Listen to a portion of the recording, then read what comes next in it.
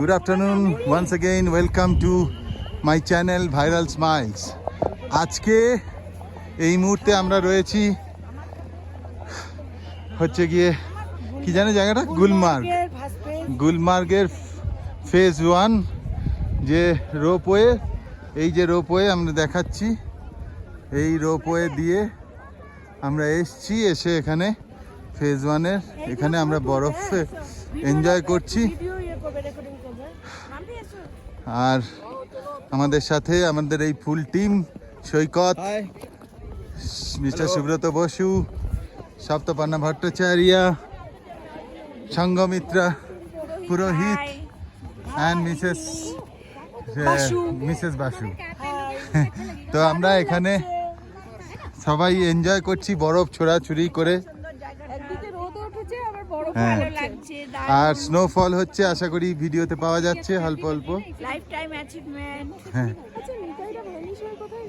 আর এই যে দেখা যাচ্ছে এইখানে হচ্ছে মাউন্টেন পিকগুলো, এই যে পিকটা বরফে পুরো ঢাকা, হালকা হালকা রোদ উঠেছে কিন্তু একটু পাতলা স্নোফল হচ্ছে। বাচ্চারা খেলাধুলা করছে এখানে।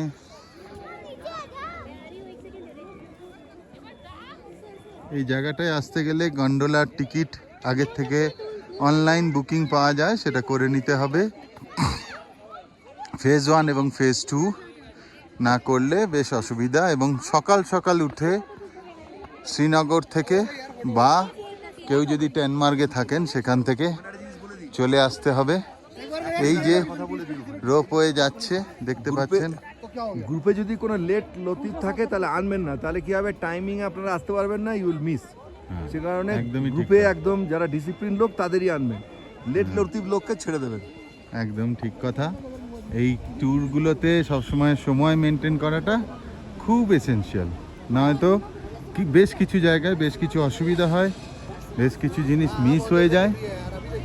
এইটা হচ্ছে আমরা ফেজ 1-এর, আর ওইটা বোধহয় ফেজ 2-র যেটা রোপওয়েটা চলছে।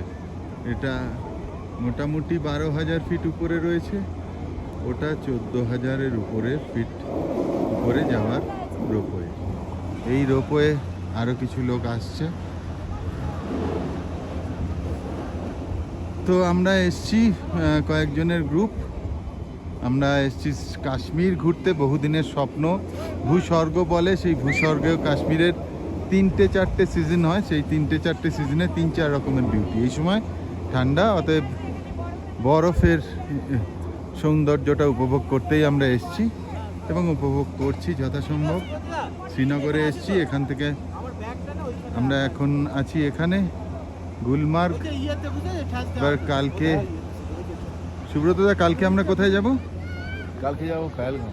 কালকে আমরা যাব পেহেলগাঁওয়ে একটু ট্যুর ডিসক্রিপশনটা বলে দাও। পেহেলগাঁওয়ে ওখানে গিয়ে থাকতে হবে। ঠিক আছে, অ্যাকচুয়ালি পেহেলগাঁওতে দেখার প্রচুর জায়গা আছে। জায়গাটাই ইটসেলফ খুবই সুন্দর, কাশ্মীরের ভিতরে one of the best place.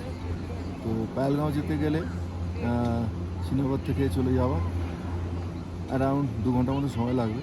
তো ওখানে পৌঁছে যাওয়ার পরে লোকালি অনেক কিছু দেখার আছে।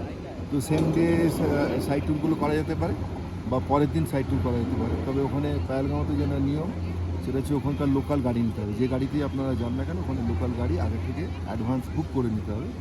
তো ওই গাড়ি আসবে, তো ওখানে যে লোকাল সাইট সিনগুলো আছে সেই সাইট সিনগুলো আপনারা ওখানে দেখতে পাবেন। তো সেই কারণে আপনারা এই আমাদের গাইড, এই যে হ্যালো, সে হাই। তো পেহেলগাঁওয়ে আমার মানে 2 দিন তো মিনিমাম রাখতে হবে, 3 দিন হলেও পেহেলগাঁওটা এনজয় করা যেতে পারে। আচ্ছা, তো পেহেলগাঁওয়ে নেক্সট ডে ঘোরাঘুরি করে শ্রীনগর ব্যাক করা যেতে পারে, বা আরেকটা দিন স্টে করে পেহেলগাঁওয়ের যে নিজস্ব বিউটি আছে ওটাকে এনজয় করা যেতে পারে।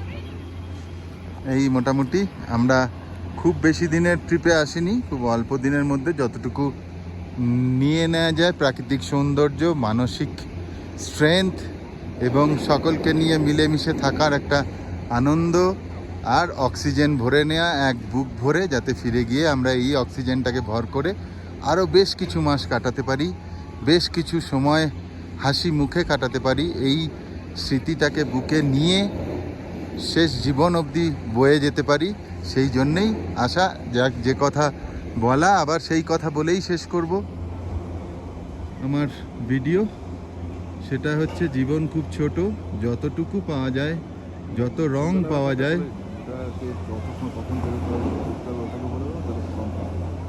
আচ্ছা, সুব্রতদা একটু মনে করিয়ে দিল যে এখানে আসতে গেলে একদম আর্লি মর্নিং বেরোতে হবে, বিফোর 9, 8:30টায় বেরোলে ভালো হয়।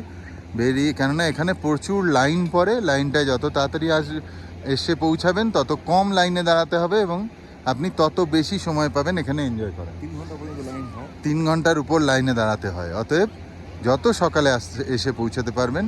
সেই জন্য শ্রীনগরে না থেকে টেনমার্কে থাকলে আপনার ওখান থেকে আসাটা সুবিধা হবে, যেহেতু ডিস্টেন্সটা কম। তো thank you very much for watching my video.